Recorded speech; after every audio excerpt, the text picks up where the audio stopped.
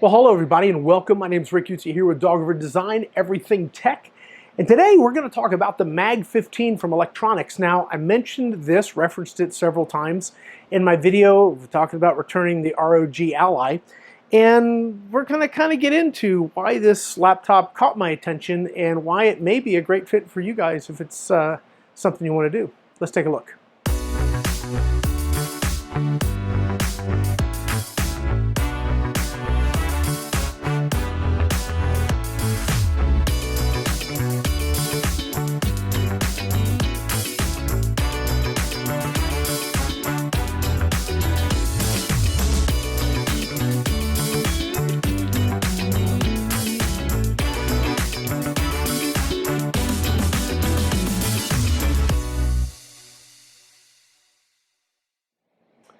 Okay, so what do we have here? We have, I've got a bunch of paperwork here. I want to make sure I get the numbers right. First of all, let's talk about Eluktronics to start. Really cool company. I've worked with them. As I say, I've bought from them. Let me just preface that. I've bought a couple things from them. I've bought 2 laptops, including this one, and a bunch of accessories. And yeah, they've not only been really good to work with as far as easy to order, get the orders out quickly. They respond to questions very quickly as well. I've actually had a question late on a Friday and got an answer by Saturday morning. I can't say they'll do that every time, but you know that they actually have some really decent customer service, I think is awesome. Now they are a boutique builder or a boutique provider, so it makes sense that they can provide that kind of service. That's pretty cool. What they do is they work with, I guess, places that are already building chassis, so like Clevo, and this actually is a Nook chassis, so an Intel Nook Extreme chassis. I didn't know that till I actually got it in, flipped it over, said Intel on it. I started doing a little research. I said, well, that's really stinking cool because I always wanted one of those, frankly. That was a nice surprise, actually. But anyway, they they have their own little utility software that lets you kind of customize the computer. And if you guys want, let me know. I'll get the Prometheus out. That is the Prometheus 17. I bought that, like I said in the other video, I bought that as like a gift to myself after I got out of open heart surgery. And it has the water cooling, and it's a 12700H with a 3070 Ti, and it absolutely cranks. Yeah, I can do whatever I want. It's as powerful as my desktop, maybe even a touch more in some circumstances. But in any case, a very, very nice laptop. But if you guys want to see a review of that, or at least a demo, or you guys want me to show it to you, I can do that. Just let me know. But let's talk about this guy here. So why did this get my attention? Well, first of all, I've been looking at their site after I bought that Prometheus for a while. I've been looking at their site for a while after I bought the Prometheus.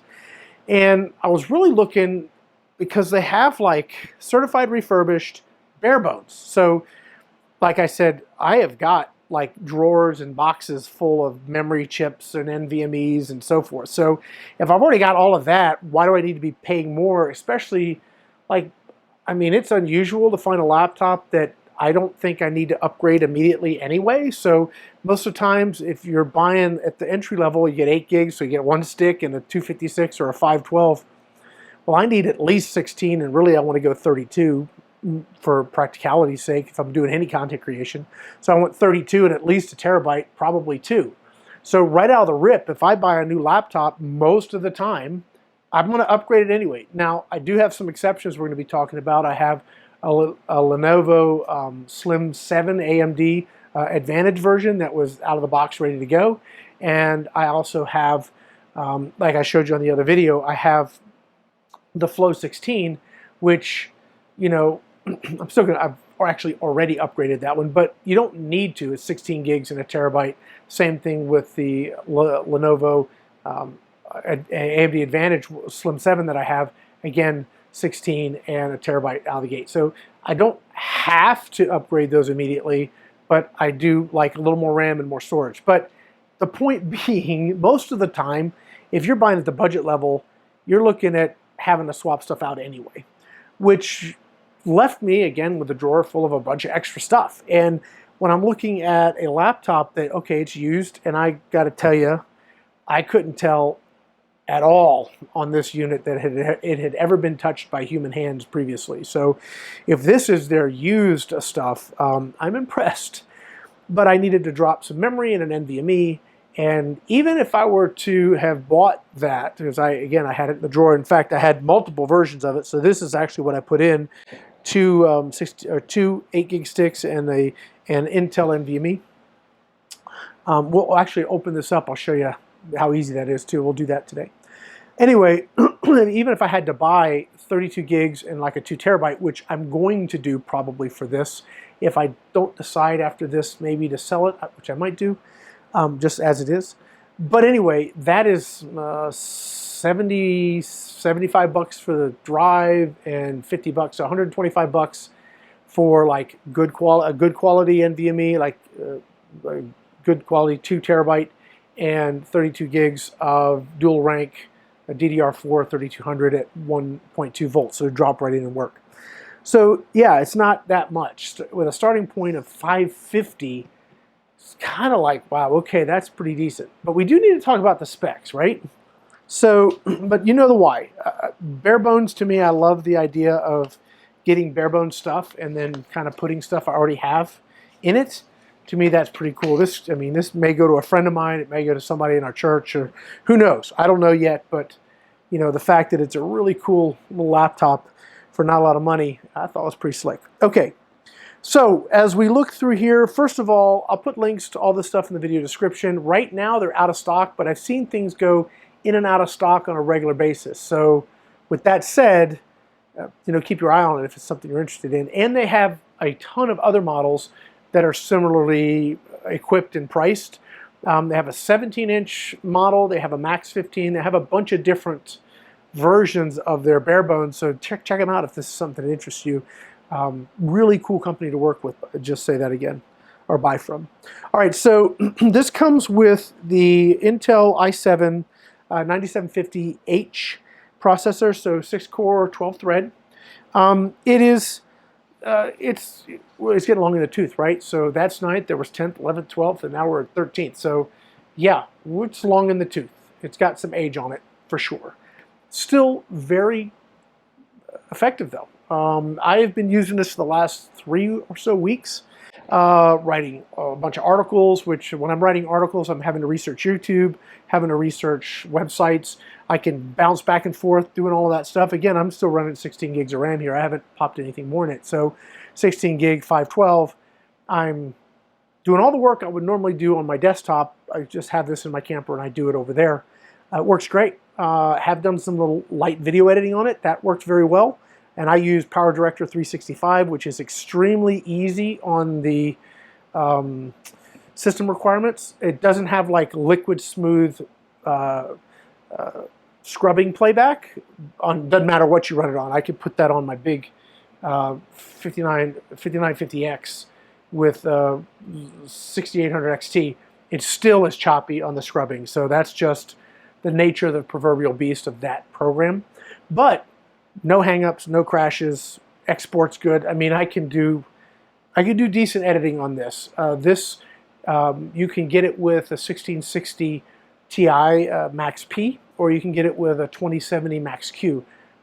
If I were buying this for me to use like as my backup, this is what I'm gonna travel with, so I'm using my camper, etc. as my backup, I would have gotten the RTX 2070 for sure.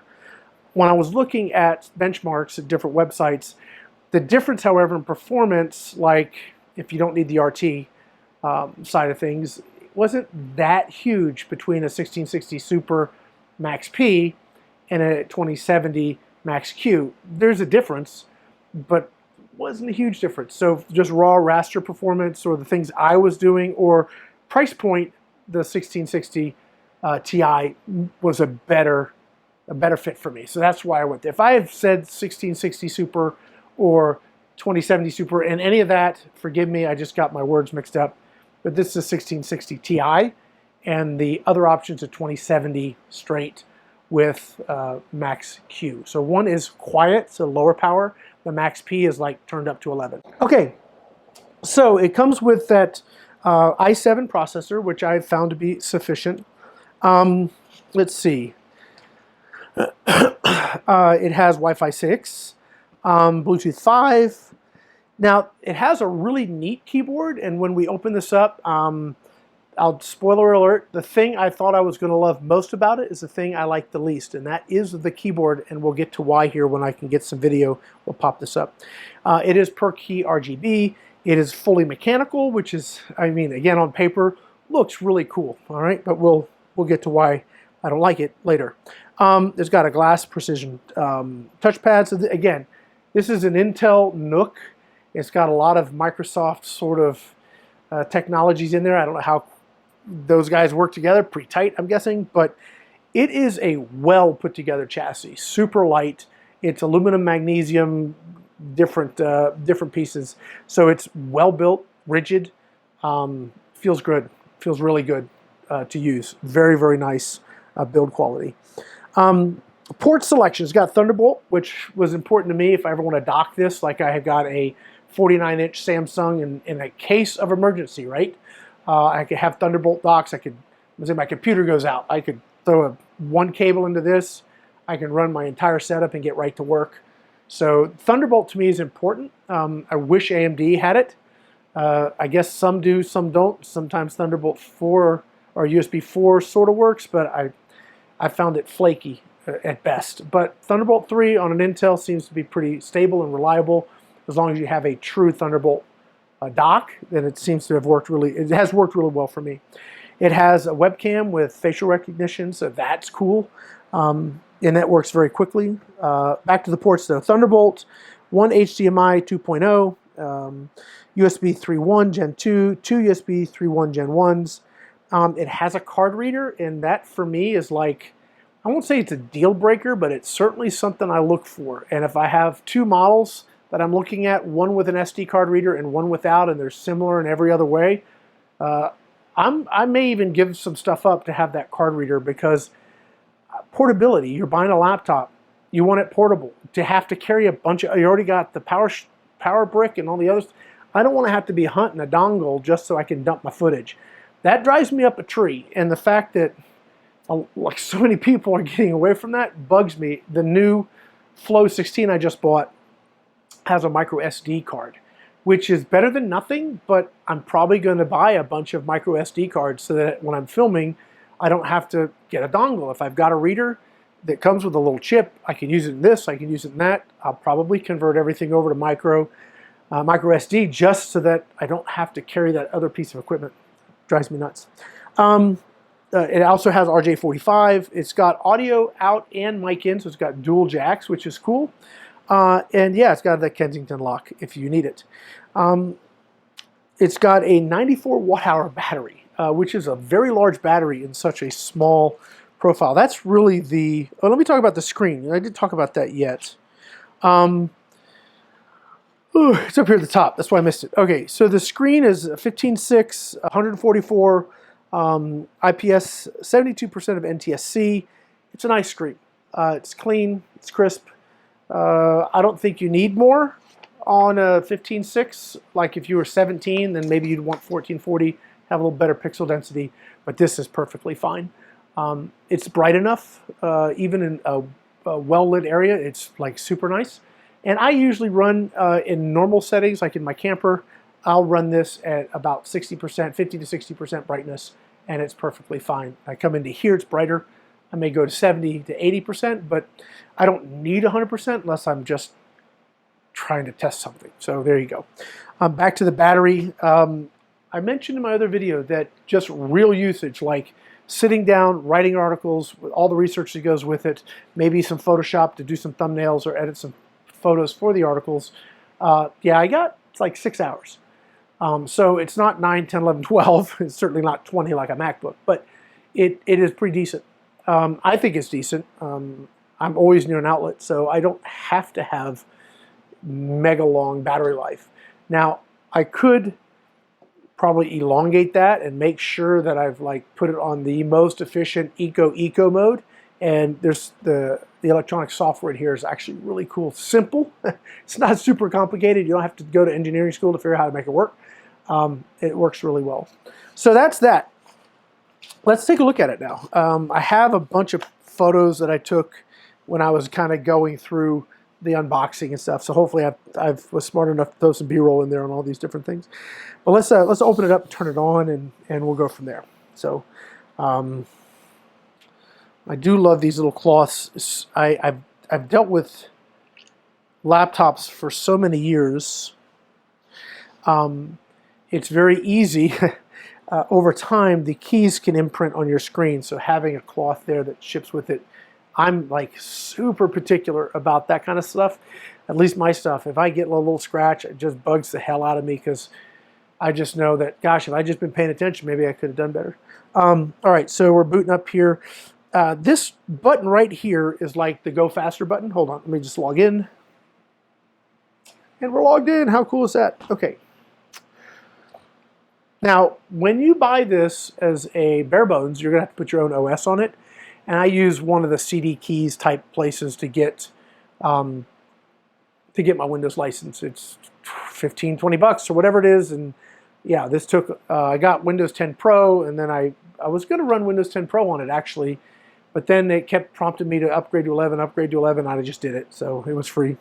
Anyway, all right, so here's our unit here, right? So per key RGB, really nice trackpad, and as I said, we have the Go Faster button, and this actually cycles through the different power settings. So if you want like no lights is like super quiet, like quiet mode, low power.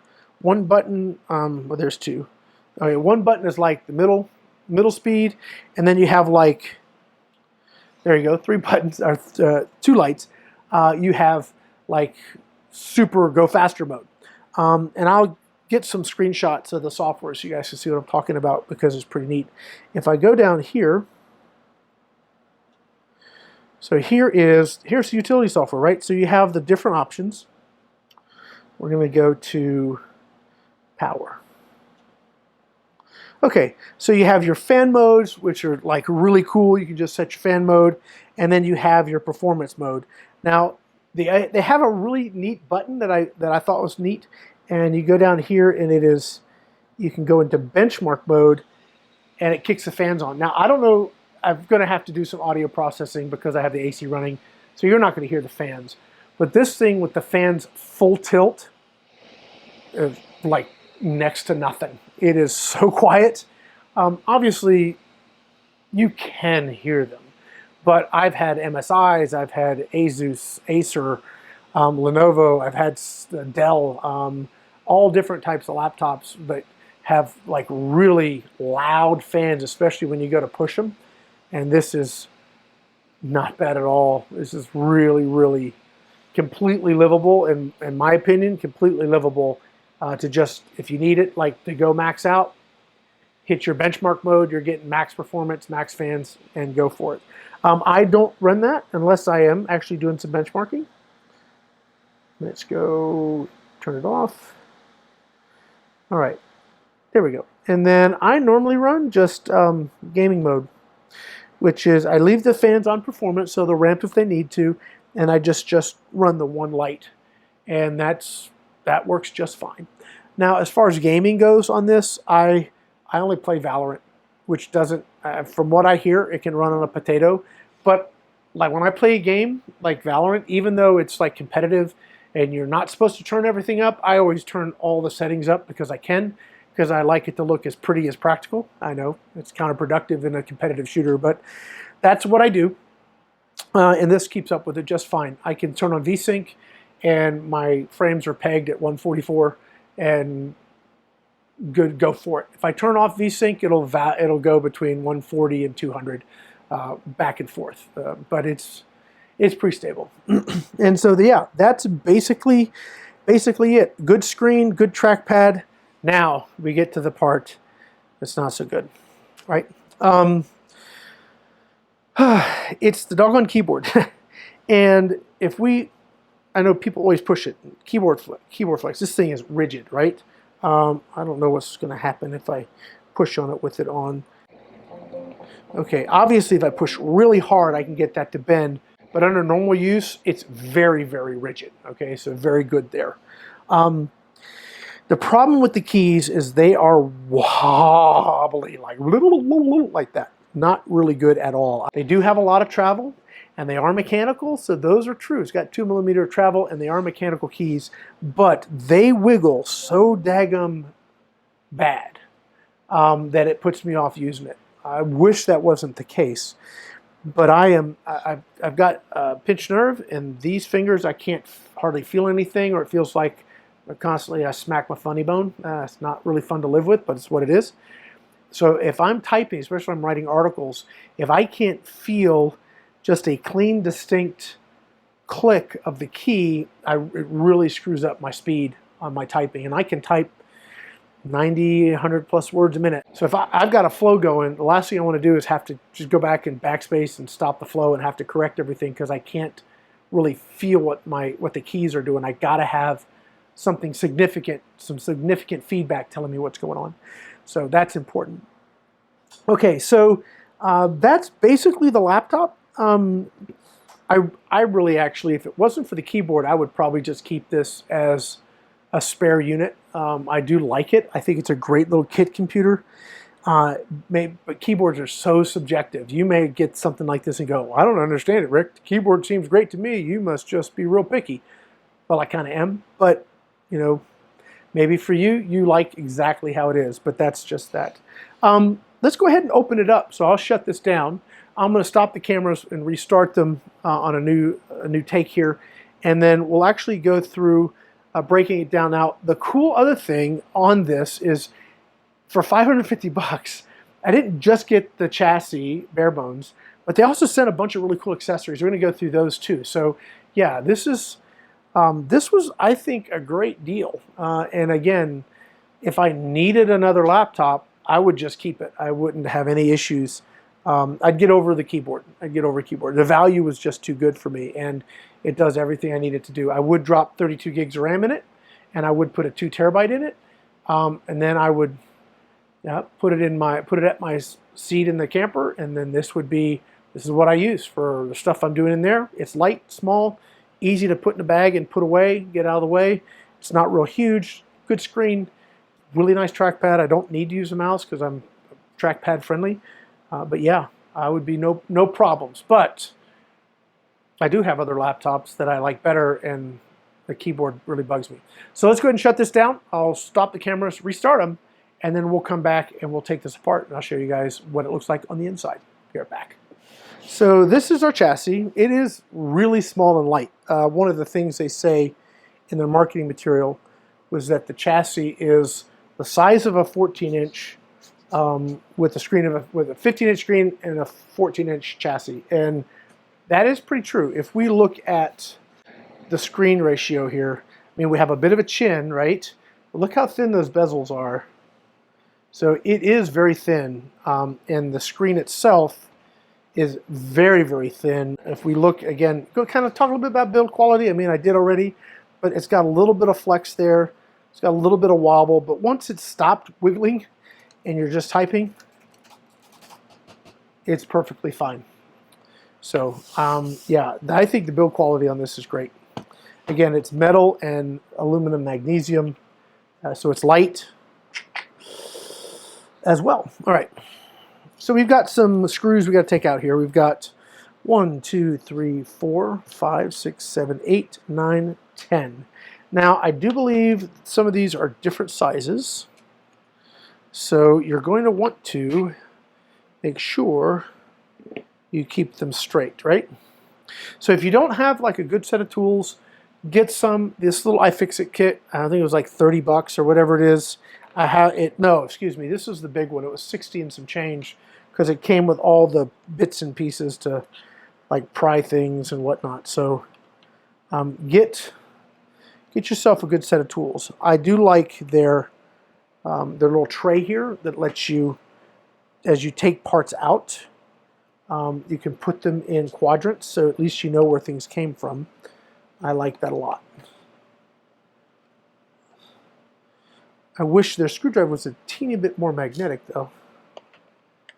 I can live with it.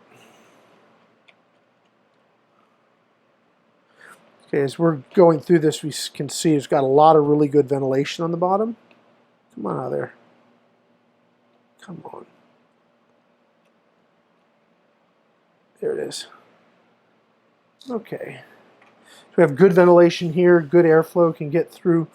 I'm also more of a fan of having a little more rubber foot because I think I've had too many times where I'm thinking this is getting choked out. So like this, the Flow 16 is another good example. I really think you can't even, I would not personally have that on a desk mat, frankly. I would have that on a hard surface and then use a mouse pad because I'm just, oof, that's a very high performance and I want to make sure it's getting plenty of air. It looks like I was wrong. I think all these screws are the same, which is fine. We still have them in their correct orientation in our little tray here. Obviously, I've had this apart already because I've put the RAM and the hard drive in it. And we will see here how easy it comes apart. I'm trying to remember. It's been a couple weeks since I got it and did that. I was so excited to get this in because it was really something I had been looking at for a long time, months and months. I've been looking at their refurbished stuff, their bare bones stuff. Got to get it started. There it is. It's always that first getting it started, right? I don't like forcing things. I really want it to kind of come apart easy. There we go. There it is. That was like really easy. Okay, you can see this is aluminum. You see that? So that's aluminum. And then we've got the magnesium alloy chassis. So you can see that's how that works. Big old battery here, right? So we've got 2 NVMe slots, which is awesome, and it has the screws. So yeah, I didn't have to go hunt screws. Thank you. You know, you don't want to take that for granted because I've had it before where you go to install something and the little piece that holds everything together, I've got to give you that. But this has got the screws in it. We've got our memory slots here. So I'm just using Samsung memory. This is actually single rank. So I'm thinking if I get the dual rank chips, I might get just a teeny bit more performance, but I don't know. I might be chasing frames, right? Everybody says. All right, so we've got, I mean, that's it. Decent, looks like a decent cooling, at least decent thought went into the cooling system, which is kind of neat. Yeah, we've got, again, every wire, you can replace the Wi-Fi card. The speakers are horrible. That was the other thing I was going to talk about. And I'm going to try, and I may get my other mic out. I don't know if that'll work. I will try and get some B-roll or something. If I don't, I will actually, I'll figure out how to get some sort of audio on here because there's an application I use. If you have really crappy speakers on your laptop, FX Sound, and I'll put a link in the video description, but it's a free speaker tuner, equalizer, software, sound processor. Oh my gosh, what an enormous difference it makes on this, because without it, this sounds horrific. No volume, it's just all right in the middle. There's no highs, no lows, just mud. But here with that software, you're able to actually create something that's pleasant to the ears, and it works really, really well. And it works on your headphone jack too, which is nice. All right, anyway, I think it's got a decent cooling system. Yeah, so there you go. If you wanted to take it apart, repaste it, you probably certainly could. But yeah, that's basically it. Super easy to get into, easy to upgrade. It's a #1 Philips, I think. No, but that's it. Let's put it back together. And then we'll talk about the accessories we got. So I'm going to do this, and we'll be back. Let's go ahead and check the speakers. Now, the software I'm using is, I think I'm going to kind of go from this angle on this. The software I'm using, wait for it to load up here. It's called FX Sound, and it is free. And I will make sure to put a link to it in the video description. But this is the software here. And I'm going to turn it off, and let's, I mean, I don't know if it's problematic. I guess we're going to find out. But everybody loves Crab Rave. Let's put that up, I guess.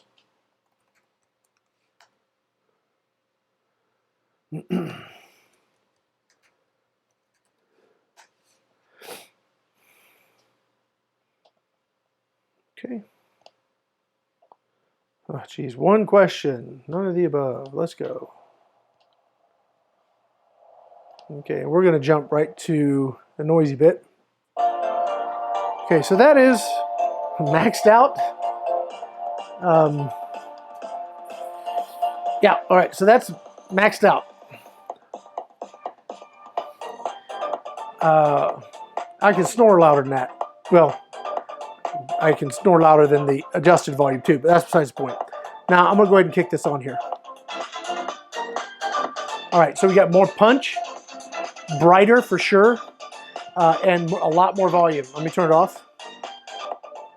All right, that's max volume. And that is with the volume being processed. Or, excuse me. That's with the speakers being processed through FX Sound. And you have a bunch of presets. Like that's just a general tune. It's still better than factory. So there's factory. That's with the general. And then you can work your way through all of these different options. You go to movies, isn't too bad. Again, these fire straight down. So it'd been better if they fired up. But it also tells me that if we can get a better sound envelope, better volume, simply by tuning how the speakers are presenting that audio, then they could have done a better job from the factory. That was disappointing. But the fact that you have a free piece of software that you can tune it to your liking, that's really cool. So anyway, you guys get the idea. The speakers were terrible, absolutely terrible. But there's an option. If you have a laptop with terrible speakers, yeah, check out FX Sound's pretty cool. All right, so I'm going to go turn the AC back on. I had to change the noise floor in here. I'm hoping that my my GoPro up here with the media mod got some decent audio. So we'll see how this section plays out. I'm going to stop the cameras again. We're going to get into the accessories next. Be right back. All right, let's go ahead and talk about the accessories we got. So this came with their Ultimate Gaming Bundle. I actually already have all these accessories. I use them over here at this station. My daughter, excuse me, had nabbed my headphones. So I lost those pretty much right off the rip. So I'm glad I got another pair because I did like them. We're going to talk about a little bit of an issue with these. I haven't tested the new ones, so maybe I'll circle back around with an update or pin the comments or something. But I'll tell you my experience previously with them because I wanted to leave these nice in the box. All right, so this comes with a really nice desk pad. It comes with the HDMI cable. So if I wanted to set this up as in a docked configuration where I have, like I have right here, right? So I have monitor, keyboard, mouse. I'm all set. Just plug that in, plug my cables in, I'm good to go. Now, I also do have the Eluktronics gaming keyboard, which is a full mechanical keyboard. It's a really nice keyboard. I have one of those too. So this station behind me here actually is rocking, it's rocking all of this gear. It's kind of cool. Anyway, so it comes with a pretty nice mouse pad. And let me pull it out because you don't really get a scale, a size of scale looking at it online. We'll just save all this for the video. All right. So it's a good size. It's really good for, I like it for traveling. So this just kind of got beat up a little bit. All right. So here's your mouse pad. So hopefully you're a righty, right? So let's take this out from here. Do this with it. So you could set this up pretty easily.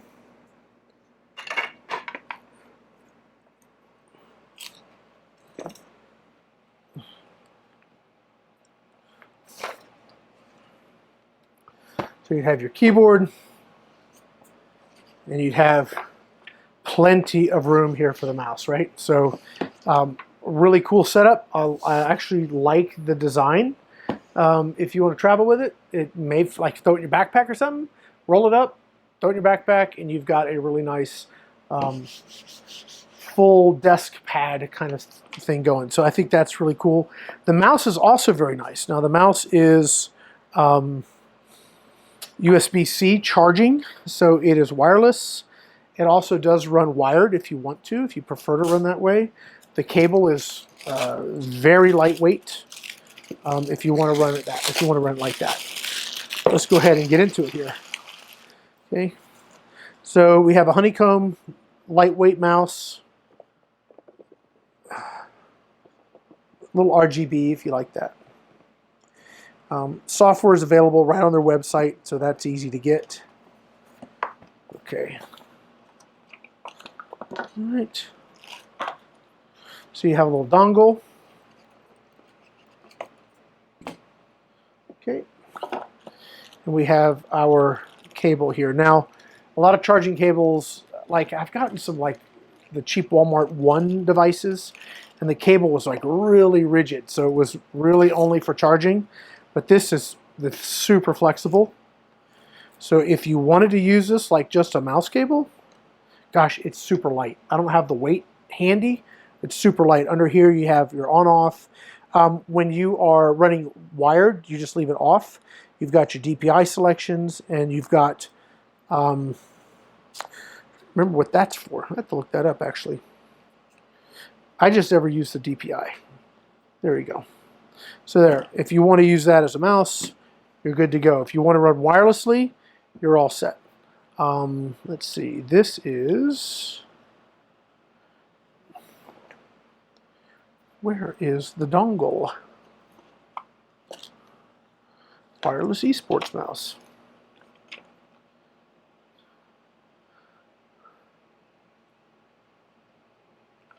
I'm wondering if this is, oh, sorry, there's your dongle. Wondering, where's the dongle? It's right there. All right, so there's your dongle for your wireless, and you have an adapter, which is kind of cool. So if you want to just run your wireless into your charging cable just for convenience, you can do that. The ports on this are laid out pretty smart. I hate having plugs coming out my mouse hand. There are two here, so you could use that little mini dongle right here. Be easy to do, wouldn't be in the way, but you also have one over here. So if you want to run wired, you can do that. And your headphone jacks come out over here too. So your mouse movement hand, or your mouse hand, if you're right-handed, is completely unobstructed, which I think is pretty cool. So that's that. Let's go ahead and unbox the headphones quickly.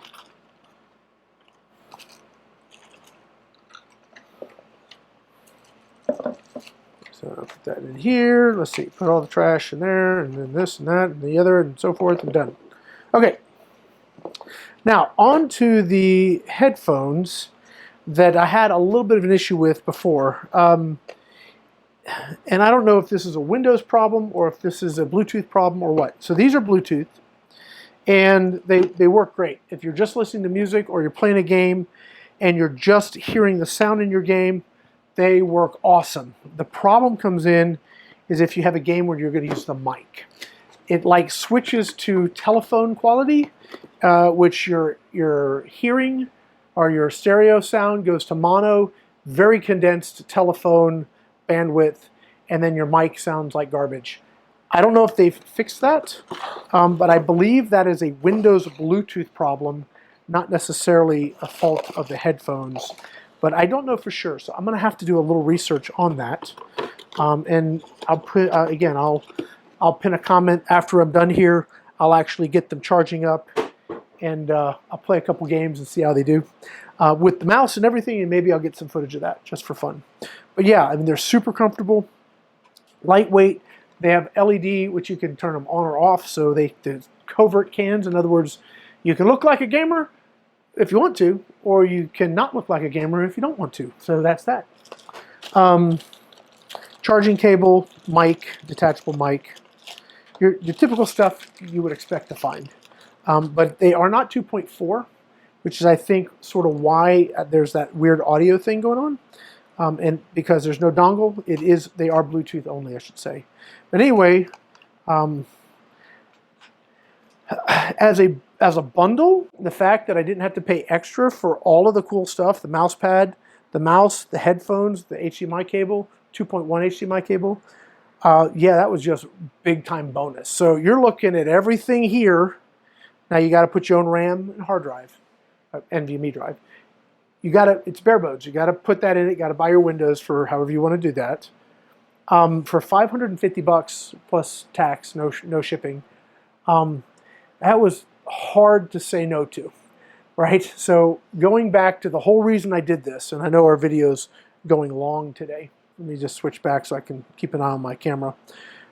Going back to the whole reason I got this was I had the Rogue Ally. And as much as I wanted to love that product, really wanted to justify keeping it, at $700 purchase, plus another $100 for the 1 terabyte drive, plus another whatever I paid for the dock, plus the investment on the XG Mobile just to get what I would consider reasonable performance for me, the price tag was way too high. Now, if I tried to get just a laptop new, it would be hard to get a laptop under $1,000 that, yeah, it was hard to get a laptop for under $1,000. That would be good. Now, I've seen a bunch of sales lately where laptops have been $800 to $1,000 that with dedicated GPUs that obviously would have been pretty good. And most of them, though, are, we go back to the very beginning of this, most of them are 8 gigs of RAM and a small hard drive. So I'm still having to upgrade them the day I get them. They're not going to work for me. So something that I want to use is $1,000 or better because I want 16 gigs and a terabyte at least out of the gate with a dedicated GPU. That to me is like bare minimum. And this, I mean, gave me all of that. So I had to take it apart and drop my own stuff in, of which I had laying in a drawer. For $550. Yeah, it's going to be tough to beat. Now, again, this isn't currently in stock right now, but they have a bunch of other stuff in stock. They actually had one of these, I think, a model similar to this with the RTX, like 2060 or 2070, for like $750 with RAM and a hard drive. So I don't. That starts pricing to where I would probably want current gen. But you never know. If you're, it may be something that really tickles your fancy and you want to take a look at it. I will say that the build quality in this is that of a much higher end laptop. So this isn't budget quality build quality. This is aluminum, magnesium, lightweight, very well put together. It's an Intel NUC essentially. It's got great support.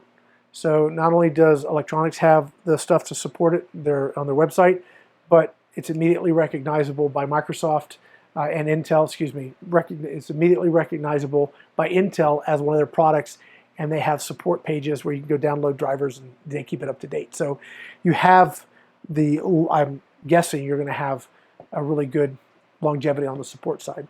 So that's it. I know we kind of got a mess going on here, but this was really cool. It was a cool project. If you guys are interested in bare bones laptops, sometimes they can be hard to find, but this was a great way kind of get in there. If you're kind of want to tinker and you don't want to go too far, you want to just drop in a couple components and have something to play with, check them out, Eluktronics. I'll put links in the video description.